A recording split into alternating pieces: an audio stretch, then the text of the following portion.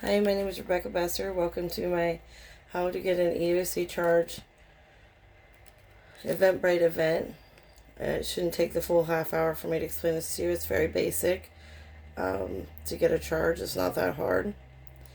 You can go to the EEOC.gov or publicportal.eeoc.gov. That's publicportal.eeoc.gov. You can either open a public portal account and put your grievance in there, or you can use the contact email at the bottom of the EEOC.gov website. It is info@eeoc.gov, info@eeoc.gov. In this email or in this explanation in the portal account, what you're going to want to do is put the dates and type of discrimination you believe happened and explain what happened. If they believe you have enough of something that substantiates a charge, they will send you a Form 5A and tell you what office to submit your charge request to with the email account. They will send the email account to send it to with that form. Once you fill out the form, it's very easy to fill out.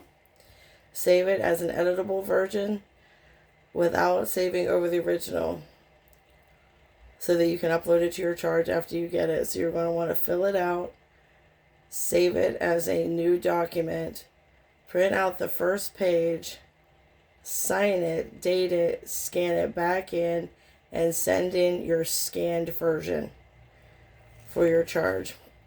You can use this form again later. Say you need another charge, you already have the form. That's why you want to keep the original as possible, because you can use the other one again later.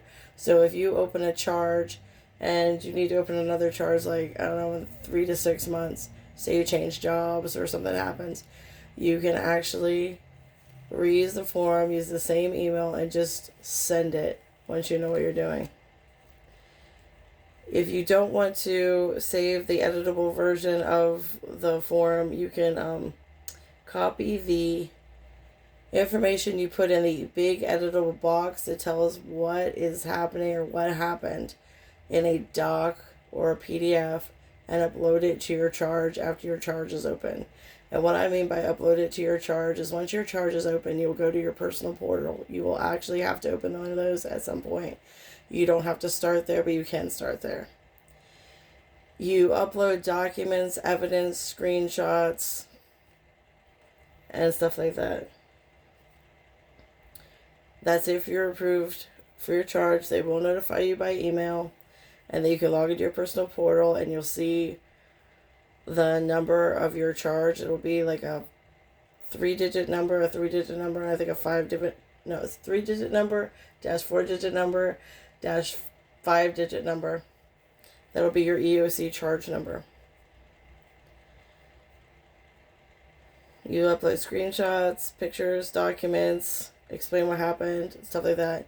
Once your EEOC charge is opened, your employer will be notified within 10 days. So know that your employer will be notified by the EEOC that your charge has been opened. They can drop your charge at any time if there's not enough evidence, like it's unsubstantiated or there's not enough evidence. That's why it's important to have the dates and explanation of what happened to get your charge. It can be either a discriminatory charge or the EEOC is Equal Employment Opportunity Commission. So you could be having discrimination involved with even just being hired. And if that's the case, you can still get a charge for that too. The EEOC is based off of the Title VII of the Civil Rights Act. A violation that they handle is a violation of your civil rights. If they decide to take your charge to mediation or case, if they decide to take it to mediation or case, they will let you know. They call you.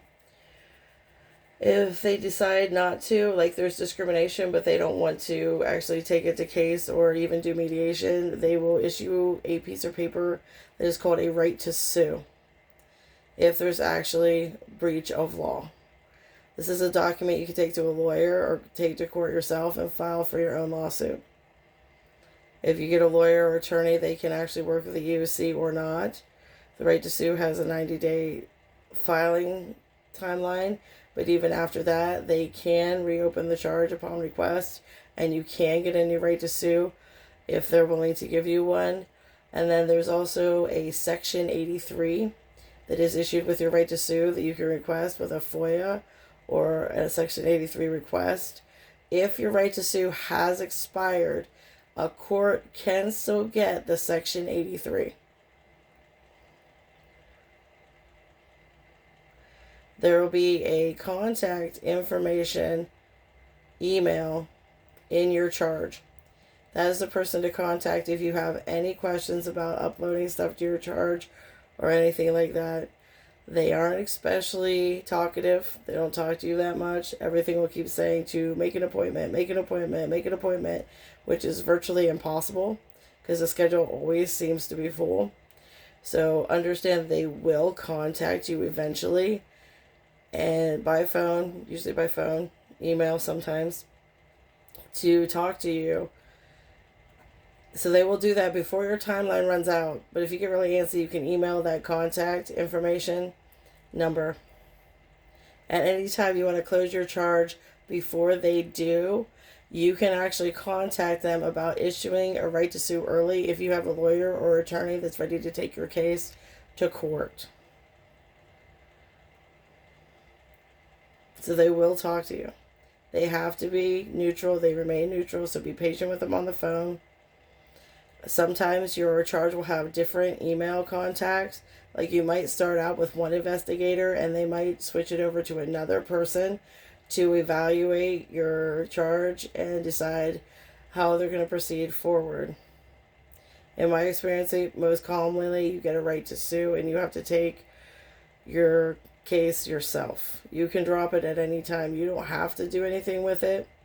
They won't force you to, that I'm aware of, because you don't have to continue with it at any time that you don't want to.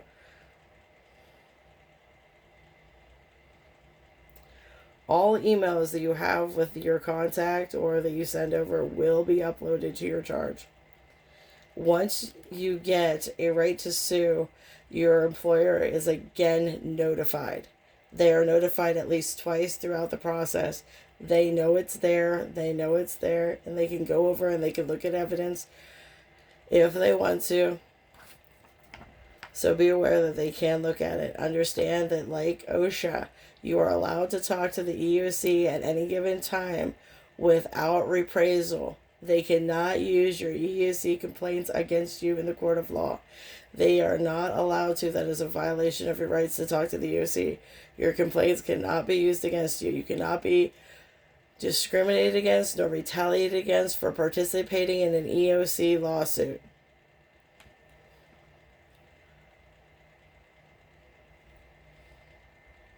If you want to contact them after your charge is open, like you need to email something over to maybe the office or something, or your contact, all emails should have your name and charge number in the subject line. If you have to call the office, expect to leave a message with your name and charge number. If you already have a charge number, with a message. You can have multiple charges open at one time. So you can have, like, I don't know, as many as you want as far as I know. I don't know that there is a limit. Basically, that's all you have to do. You just need to contact the EEOC. Usually, I find it the easiest to just use the info at EEOC.gov email to send in the information, and then they can tell you where to go and stuff like that. But once you're already assigned to an office, if you need to do another charge, it becomes easier. You can start with a portal, but the portal's a little bit more complicated. But if, say, you open the portal account and then you use the info email to tell them anything, they will connect your charge to your account. They are pretty organized paperwork-wise. And the info email will automatically send you a copy of the email you sent to them with different links and different types of information There's a lot of information on the EEOC website.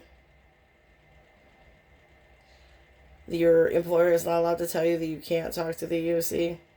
Like I said, it's like OSHA. You are allowed to talk to them at any time they wish to. Understand that these breaches of law are civil rights violations. Look, I think I have the link for the EEOC website with the Title VII of the Civil Rights Act in the event already for you to look out. That's pretty much it. If you have any questions, let me know. I will try to send this out in a email. That is the plan anyway. This is my first event, so if I flub it up, I flub it up. Be patient with me. I am open to questions, so if that becomes an issue, I will try to correct that in the next event. Thank you for stopping by. I hope it helps.